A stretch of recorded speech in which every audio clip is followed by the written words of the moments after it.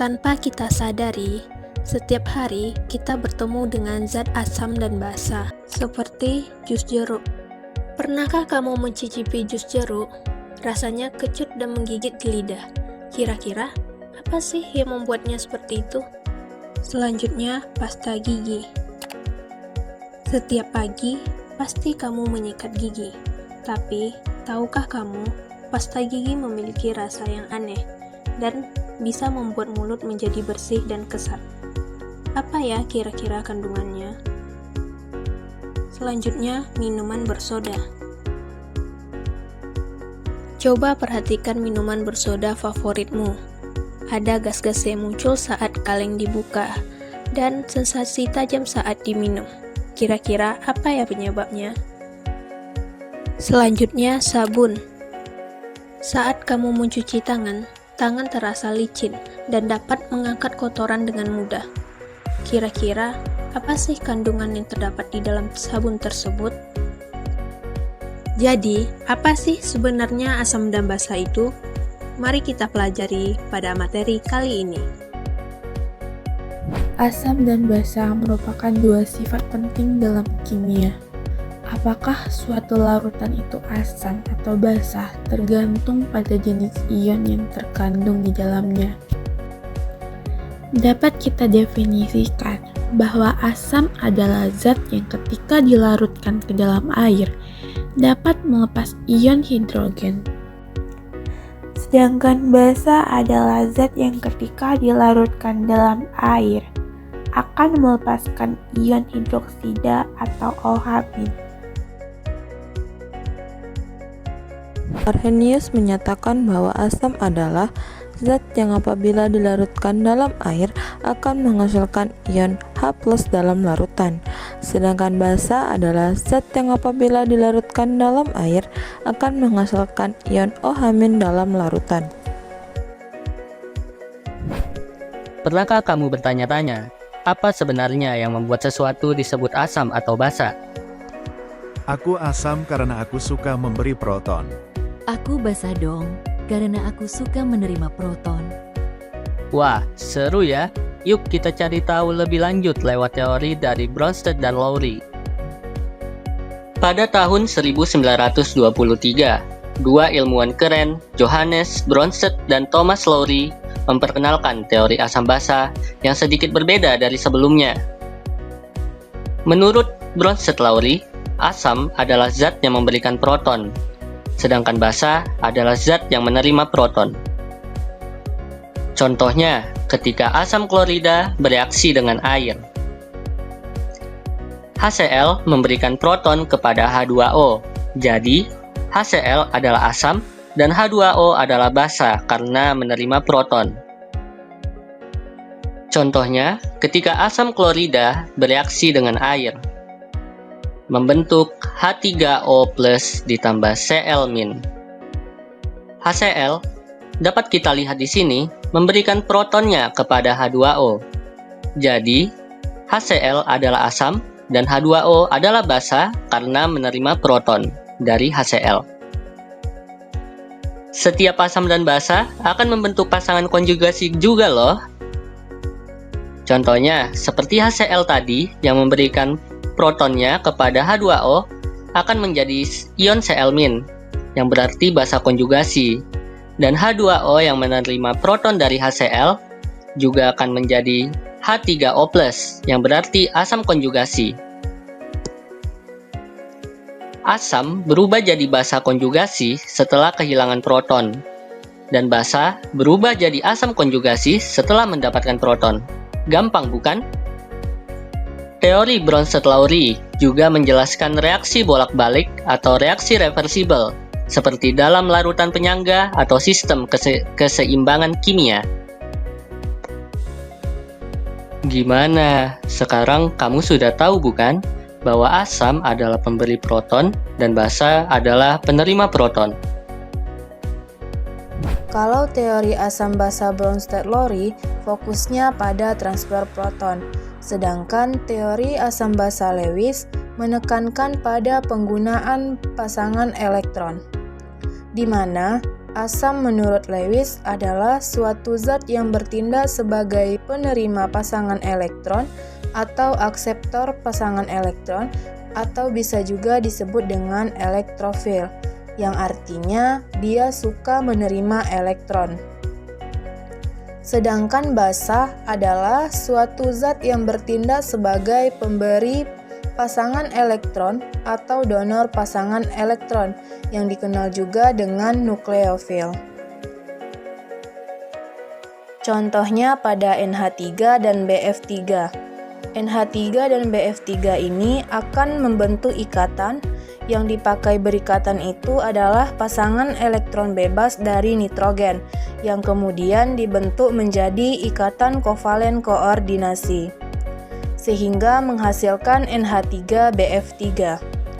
Karena NH3 memberikan pasangan elektronnya kepada B untuk dipakai berikatan, maka NH3 ini bertindak sebagai nukleofil atau basa Lewis. Sedangkan BF3 menerima pasangan elektron dari NH3, maka BF3 berperan sebagai elektrofil atau asam Lewis. Dari sini bisa kita simpulkan bahwa suatu basa Lewis harus memiliki setidaknya satu pasang elektron bebas pada atom pusatnya, hampir sama dengan basa dari Bronsted-Lowry. Yang berbeda adalah konsep asam dari Lewis. Zat yang berperan sebagai asam Lewis yang pertama adalah molekul dengan elektron yang tidak mencapai oktet. Artinya, ada orbital yang kosong yang kemudian masih bisa diisi oleh elektron. Contohnya pada AlCl3 dan BCl3. Aluminium dan boron di sini dikelilingi oleh 6 elektron, jadi belum oktet. Artinya, ada orbital kosong yang masih bisa menerima pasangan elektron dari basa. Zat yang berperan sebagai asam Lewis yang kedua adalah molekul yang meskipun tidak memiliki orbital kosong, tetapi dapat mengalami delokalisasi elektron atau perpindahan elektron, sehingga bisa menghasilkan orbital kosong yang dapat menerima pasangan elektron. Biasanya pada senyawa yang memiliki ikatan pi. Ikatan pi ini merupakan ikatan yang mudah bergerak. Contohnya, CO2 dilarutkan dalam air menghasilkan H2CO3. H2O akan bereaksi dengan CO2, di mana karbon dioksida ini memiliki dua ikatan pi. Ikatan pi pada karbon oksigen ini bisa berpindah ke dalam oksigen, sehingga akan menyediakan orbital kosong yang ada pada karbon. Sehingga H2O yang memiliki pasangan elektron bebas yang bertindak sebagai basa Lewis akan mendonorkan pasangan elektronnya kepada karbon, sehingga membentuk ikatan yang baru antara karbon dengan oksigen menghasilkan senyawa H2CO3. Apa itu pH? pH adalah singkatan dari Potential of Hydrogen atau Power of Hydrogen, yang berarti derajat tingkat keasaman atau kebasaan dalam suatu larutan. Sebelum kita mengukur suatu larutan menggunakan pH, kita kenali dulu apa itu skala pH. Skala pH adalah alat ukur universal yang digunakan untuk menyatakan tingkat keasaman atau kebasaan suatu larutan. Skala pH berkisar dari 0 hingga 14. Angka 0 sampai 6 adalah larutan yang bersifat asam, angka 7 larutan yang bersifat netral, dan angka 8 sampai 14 merupakan larutan yang bersifat basa. Nah, di sini ada jus jeruk di mana saat kita meminumnya akan terasa segar dan juga asam.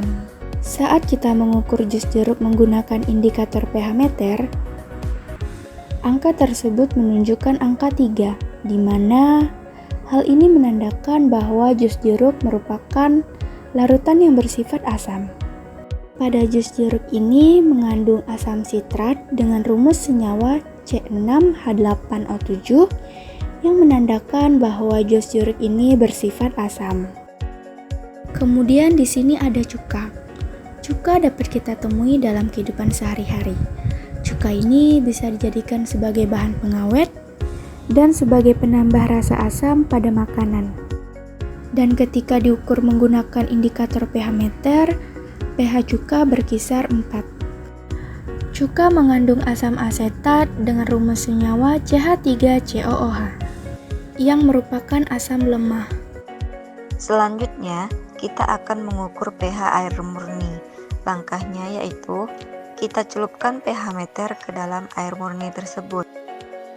Pada pH meter didapatkan bahwa pH air itu sebanyak 7 karena pada air murni mengandung ion hidrogen atau H+ dan ion hidroksil atau AH- dengan jumlah yang sama, yaitu menghasilkan pH 7 sehingga bersifat netral. Selanjutnya kita akan mengukur pH sabun. Langkahnya yaitu kita letakkan pH meter ke dalam sabun tersebut. Pada pH meter didapatkan bahwa pH sabun sebanyak 10, di mana dinyatakan pada skala pH bahwa pH di atas 7 itu adalah basah. Berarti pH sabun adalah basah. Nah, selanjutnya kita akan mengukur pH obat mah. Langkahnya yaitu kita celupkan pH meter ke dalam obat mah tersebut. Nah, pada pH meter didapatkan bahwa pH obat mah itu sebanyak 9, di mana dinyatakan pada skala pH bahwa pH di atas 7 itu adalah basah. Berarti pH obat mah adalah basah.